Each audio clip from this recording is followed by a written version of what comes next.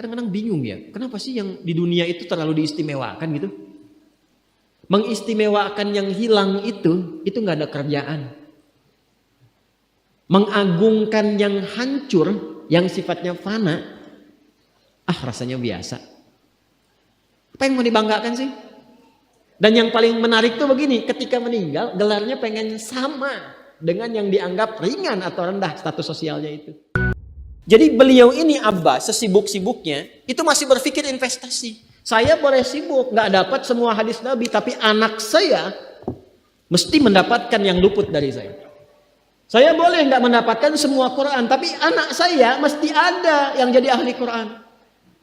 Cara berpikirnya siapa yang akan menjadi kebanggaan di akhirat nanti? Di dunia itu semu dunia itu. Jadi sementara aja, nggak pasti sifatnya. Perbedaan status sosial itu hanya istilah-istilah yang disematkan manusia saja. Ini kaya, ini miskin, ya kan? Yang ini punya jabatan, yang ini biasa-biasa. Itu istilah manusia. Toh pada akhirnya semua kembali ke tempat yang serupa.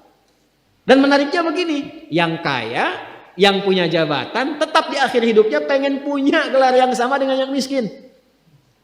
Atau dengan yang disebut miskin. Maaf, kalau ada orang disebut miskin meninggal, di papan nisannya ditulis apa?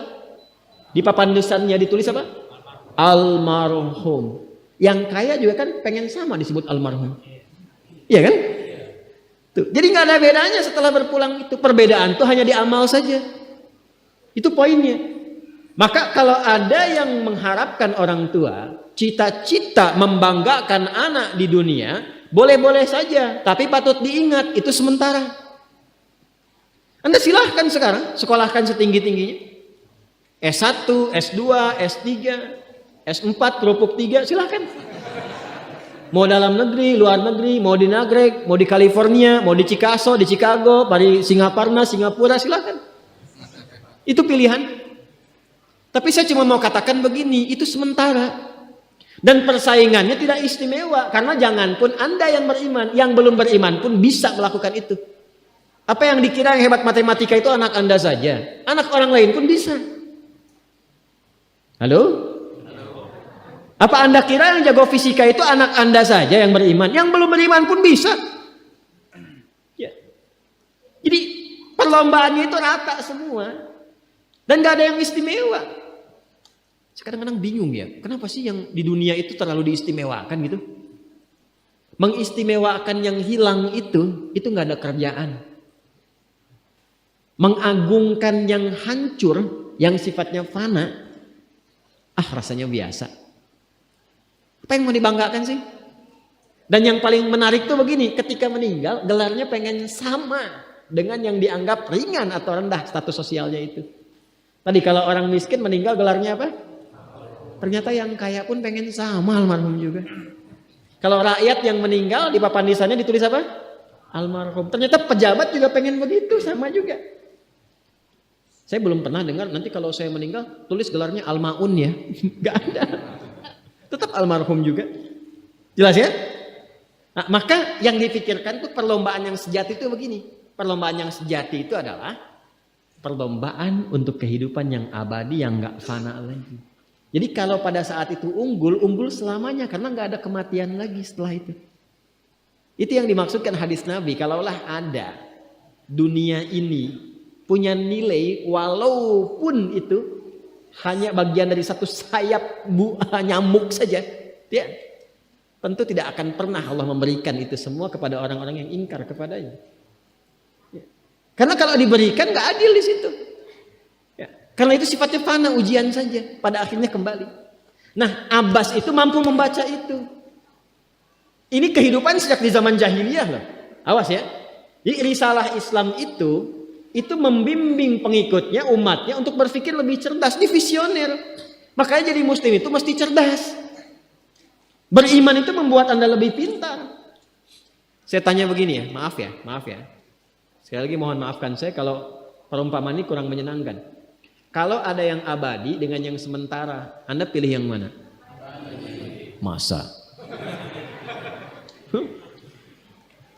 Sholat itu untuk yang abadi atau yang sementara?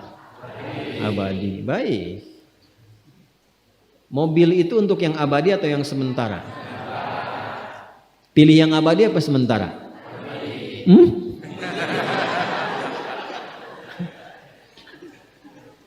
Di Kiai itu ada mobil Innova tuh. Siapa yang besok memilih tidak sholat subuh? Pilihannya pilih Innova atau pilih sholat subuh? Yakin?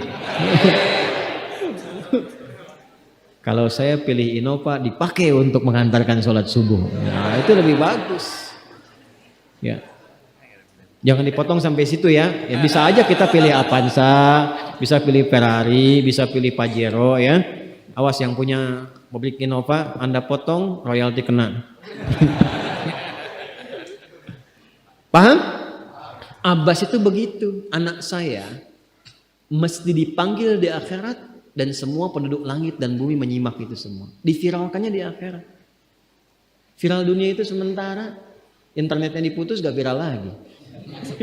Kadang-kadang yang viral kemarin kan sekarang nggak ada lagi, ya kan? Yang viral tahun lalu sekarang sudah nggak ada, ya kan? Jadi belum selesai kehidupan sudah hilang juga viralnya. Akhirat itu selamanya. Dan biasanya begini, biasanya kalau orang-orang yang diviralkan oleh Allah atas kehendak Allah itu abadi melintasi setiap masa. Jadi ada yang viral karena berita, ada yang viral karena doa dan kehendak Allah Subhanahu wa taala. Itu yang diviralkan langsung atas kehendak Allah itu melampaui zamannya. Makanya kisah ini pun bertahan sampai sekarang. Nah, Abbas itu berpikir, saya boleh sekarang jadi pebisnis pedagang, tapi anak saya mesti menguasai apapun yang pernah diajarkan oleh Nabi. Maka anak kecil ini sejak dini mengikuti Nabi. Sejak dini lekat dengan Nabi. Maka ketika Nabi tidur pun itu ikut berkunjung karena keluarganya. Nah, inilah yang didapatkan oleh kita hadis tentang bangun tidur. Jadi hadis tentang bangun tidur itu diriwayatkan oleh anak kecil yang umurnya belum genap balik. Main-main ke rumah Rasulullah, ke rumah bibinya Sayyidah Maimunah, ingin tahu bagaimana cara bangun malamnya Nabi. Itu diikutin sampai dilihat gimana bangunnya. Duduk dulu, kata beliau duduk dulu.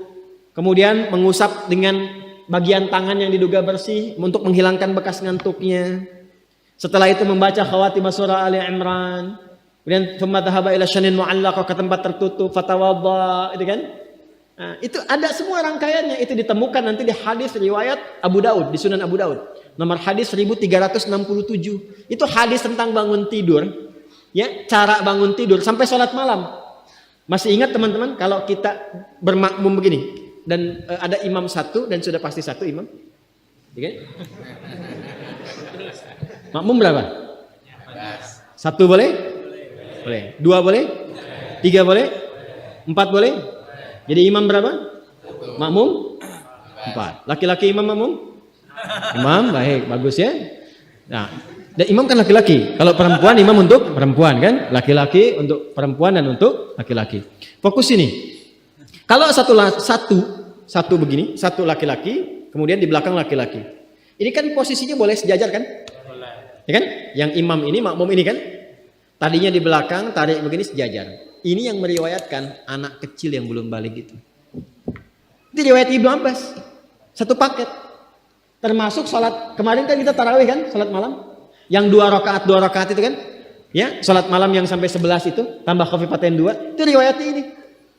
Yang sholat tahajud malam yang 11 rakaat, tambah khafifatain 2. Ini riwayatnya ini. Tutup dengan witir 1 rakaat. Itu anak kecil yang meriwayatkan. Dan tahukah Anda? Sepeninggal Nabi SAW, Abbas bapaknya ini hafal 200 hadis, anaknya Abdullah hafal 2000 hadis.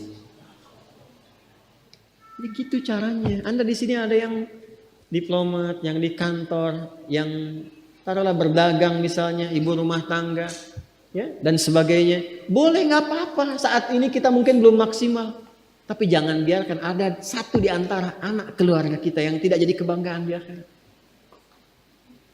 Tolong ya, tolong pulang dari sini dilihat. Anak Allah titipkan kepada saya berapa anak? Tolong siapkan jadi kebanggaan akhirat. Satu aja jadi ahli Quran. Untuk pelita di rumah tuh, penghilang kesedihan, penghilang kegelisahan, mendatangkan semangat. Itu demi Allah saya katakan, gak ada yang paling indah kecuali saat ayah pulang ke rumah. Tiba kemudian dia melihat anaknya yang kecil sedang murajaah. Amma yatasaalun. Bahkan surat yang bapaknya sendiri belum hafal. Jangankan pulang ke rumah, Anda sedang mau rapat, dikirimi video anak Anda 3 tahun membaca surah Al-Ikhlas, itu hati tenang. Itulah Quran. Itulah Quran. Maka belajar dari Ibnu Abbas ini, apa yang terjadi ketika orang tua mampu memfasilitasi anaknya demikian, sekalipun orang tuanya tidak mencapai apa yang diraih oleh anak, tapi orang tua mewarisi setiap pahala yang dihasilkan dari anak itu. Karena itulah setiap hadis yang diriwayatkan oleh Abdullah kecil ini, Ibnu Abbas, maka semua doa tersambung bukan hanya untuk beliau tapi juga untuk keluarganya, untuk orang tuanya. Karena itu kalimatnya bukan radhiyallahu taala anhu tapi anhuma, untuk Abdullah dan bapaknya.